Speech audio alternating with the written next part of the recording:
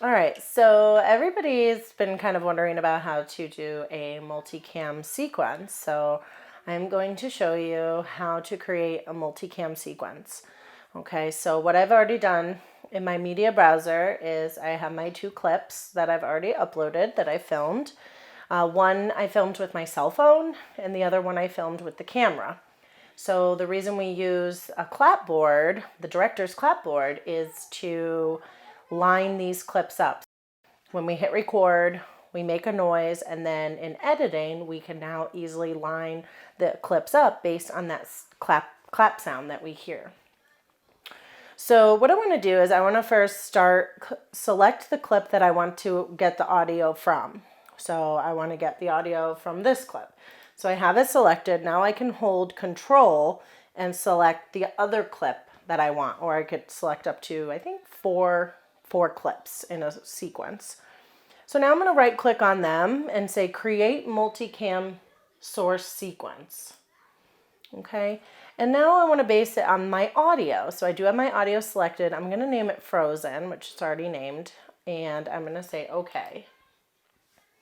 Okay, it's now going to line up those clips based on the sound, and here now is my multicam sequence. It took my 2 clips and put it in a process clips folder. Okay, so I'm going to take my sequence and I'm going to drag it into my timeline. So it does turn green because it's a nested sequence. I can hold Control and double click on it, and then it will then bring me here to show me where those clips have aligned. It would have taken me a really long time to try to align these myself. So making the clap sound allows them to sync up. So now I want to come over here to my program video and come over to my little wrench, and I want to say multi-camera. That now can show me all my cameras that I have here synced up. And this picture here shows me the one that I have selected, which of course is the video, because that's the audio that I want from. Okay, so I can do 2 things. I can play this back and select each one as I go. When it's on yellow, it means that it's kind of on standby. Okay, when I hit play and it turns red, that means that it's being recorded. That's the clip that I'm going to choose. Okay, so what I'm going to do is I'm going to come back to my beginning area and I'm going to hit play, and I'm going to basically just choose whichever one that I want to go back and forth. Okay, so I'll click my Elsa, and then I can go back to Adele, catch her singing,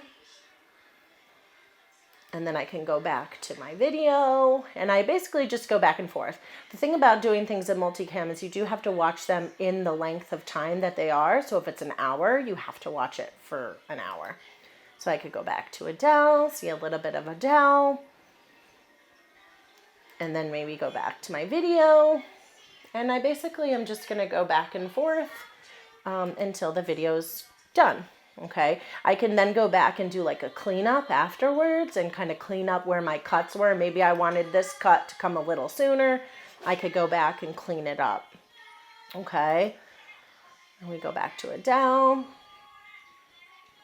And I'm just doing it the length of this clip, which is just like a minute and 20 seconds. And then I go back to Elsa.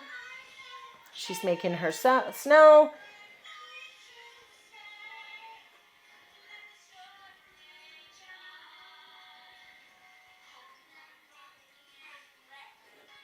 Okay, now I'm going to hit stop, and if you notice, all those cuts that I made in my sequence are now there. So now I can see all the cuts. That's when I can easily go back and come up to the cuts and maybe use my red tool to shrink them. And if I wanted to change maybe this clip to Adele, I can easily just select it and the whole clip will change. Okay, so that's how we do it. That's how we create a multicam sequence.